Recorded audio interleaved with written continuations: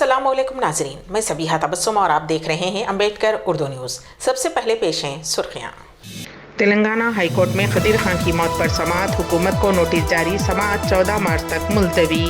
Hyderabad local body MLC इंतखाबात में मजलिस की तायीद करने बीआरएस पार्टी का ऐलान। हैदराबाद में कुत्तों का हमला, मासूम बच्चे की मौत, दिलखराश वाक़े का वीडियो वायरल। और तुर्की में फिर ज़लज़ला। और अब खबरों की तफसील। तेलंगाना हाईकोर्ट ने पुलिस की मुबैना मारपीट से फौत होने वाले मेदक के 37 साला खदीर खान के वाक़े की समाअत की। हाई कोर्ट ने अखबारात में शाया होने वाली खदीर खान की मौत की खबरों पर उस केस को समाअत के लिए अज़ नोट लिया है। चीफ जस्टिस अजुल भुयान और जस्टिस तुकाराम जी पर मुश्तमिल बेंच ने इस मामले की समाअत की। इस मौके पर हुकूमत की तरफ से एडिशनल एडवोकेट जनरल ने हाई कोर्ट को बताया कि खदीर खान को चोरी के केस में पकड़ने के बाद अदालत में पेश किया गया और अदालत में पेश करने के 14 दिन बाद उनकी मौत हो गई।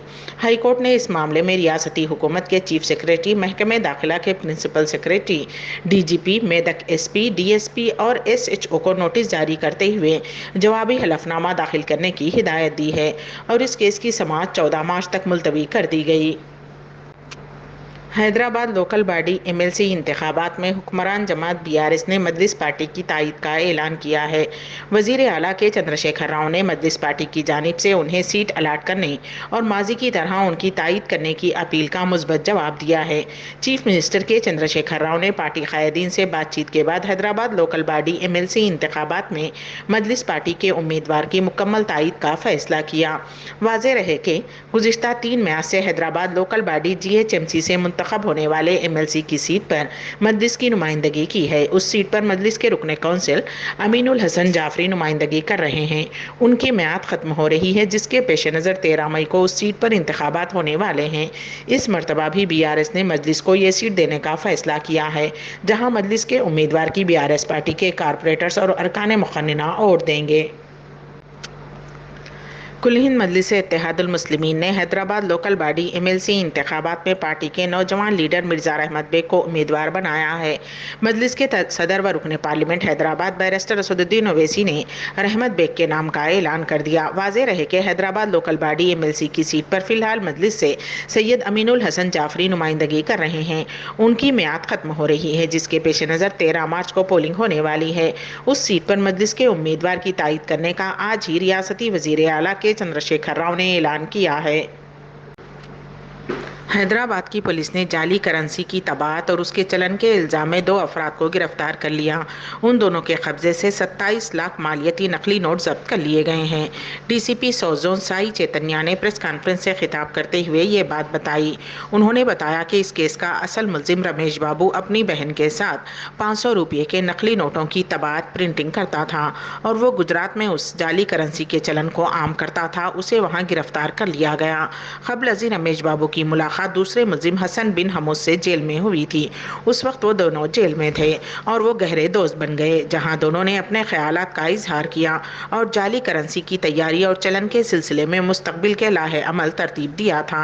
रमेश बाबू की गिरफ्तारी के बाद उसकी बहन राजेश्वरी ने अपने भाई के दोस्त मुल्जिम हसन बिन हमूद, जो ऑटो ड्राइवर बताया गया है, से रब्त पैदा किया और नकली नोटों की तैयारी का सामान और नकली नोट चंद्रायन गुट्टा मुंतकिल कर दिया ताकि उस जाली करेंसी के चलन को आम किया जाए।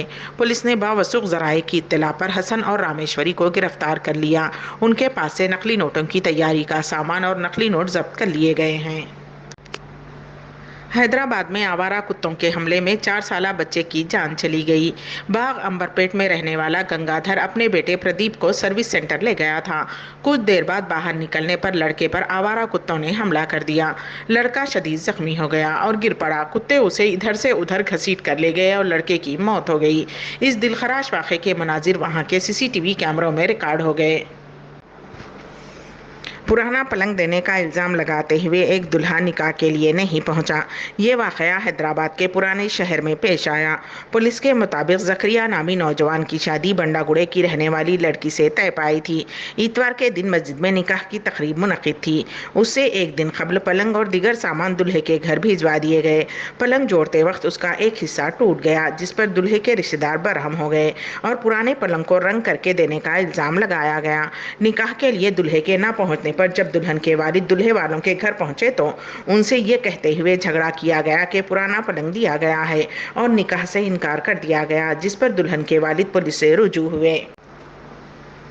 تلنگانہ کے عادل آباد شہر کے محلے خانہ پور میں پیر کی شام برقی شاک لگنے سے Adilabad V S R Nagar Congress party کے اقلیتی سیل صدر شیخ اسلم کے 11 سالہ فرزند شیخ عرفان کی موت ہو گئی۔ اطلاعات کے مطابق 6ویں جماعت میں زیر تعلیم شیخ عرفان شام کے وقت کھیلتے ہوئے گھر کی چھت پر گئے۔ غلطی سے چھت سے گزرنے والا برقی کا سروس وائر شیخ عرفان کی گردن سے ٹکرا گیا، جس کی وجہ سے برقی شاک لگنے سے شیخ عرفان کی موت ہو گئی۔ گھر والوں نے لڑکے کو فوراً ریمس ہاسپٹل منتقل کیا، جہاں ڈاکٹرز نے معائنہ کرتے ہوئے لڑکے کی موت کی تصدیق کی۔ معصوم بچے کی اچانک وفات سے گھر میں غم کی لہر دوڑ گئی۔ مختلف سیاسی جماعتوں کے قائدین، دوست احباب اور رشتہ داروں نے متوفی کے گھر پہنچ کر متوفی کے والد شیخ اسلم کو پرسہ دیا۔ کل ہند مجلس اتحاد المسلمین کے صدر و رکن پارلیمنٹ حیدرآباد بیرسٹر اسد الدین اویسی کی دہلی میں واقع رہائش گاہ پر چوتھی مرتبہ حملہ کیا گیا۔ میڈیا کے ایک نمائندے نے صدر مجلس سے کہا کہ ہو سکتا ہے کہ یہ پتھر بندر نے پھینکا ہو، جس پر صدر مجلس نے جواب دیتے ہوئے کہا کہ یہ بندر اپنے مالک کے حکم پر ہمارے گھر پر پتھر پھینک رہے ہیں۔ حکومت کرناٹک نے ایک دوسرے کے خلاف بدعنوانیوں کے الزامات اور پرائیویٹ فوٹوز فیس بک پر پوسٹ کرتے جھگڑنے والی 2 خاتون IAS اور IPS عہدیداروں کا تبادلہ کر دیا ہے۔ اعلیٰ عہدوں پر فائز ان 2 خواتین نے سوشل میڈیا پلیٹ فارم پر اپنے رتبے کو بھول گئیں اور فیس بک پر ایک دوسرے کے خلاف تنقیدیں کی۔ اس واقعے کے منظر عام پر آنے کے بعد حکومت نے IPS روپا مدگل اور IAS روہنی سنتھوری کو ان کے محکمہ جاز سے ہٹا دیا اور ان کا بغیر کسی پوسٹنگ کے تبادلہ کرتے ہوئے احکامات جاری کر دیے ہیں۔ حال ہی میں IPS روپا مدگل نے IAS روہنی پر بدعنوانی کا الزام لگایا تھا اور ان کی تصاویر فیس بک پر شیئر کی تھیں۔ بعد میں روہنی نے جواب دیا کہ روپا اپنا دماغی توازن کھو چکی ہیں اور اسے اپنی ذہنی بیماری کا علاج کروانے کی ضرورت ہے، جس کی وجہ سے ریاست بھر میں دونوں کے درمیان تنازع گرم موضوع بن گیا تھا۔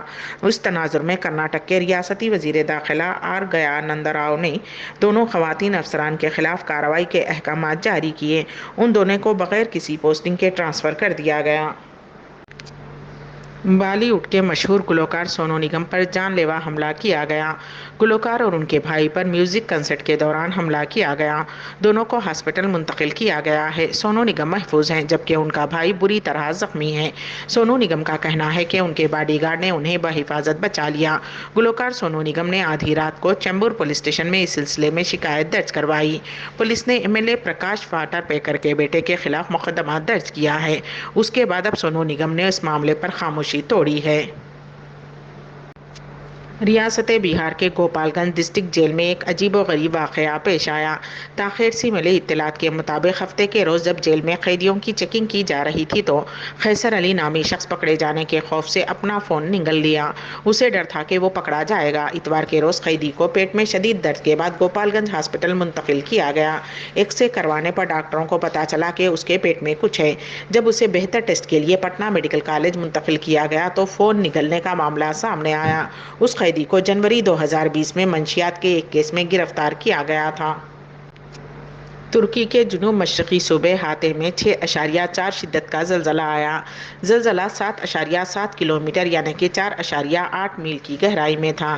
CNN ترک نے عینی شاہدین کے حوالے سے رپورٹ کیا کہ 2 ہفتے قبل آنے والے تباہ کن زلزلوں میں تباہ ہونے والی کچھ عمارتیں زلزلے سے منہدم ہو گئیں۔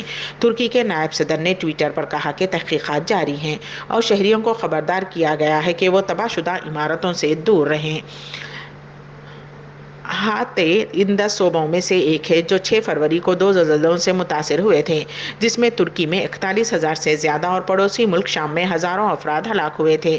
تازہ زلزلے میں کسی بھی قسم کے جانی نقصان یا کسی کے زخمی ہونے کی اطلاع نہیں ہے۔ مزید تفصیلات کا انتظار ہے۔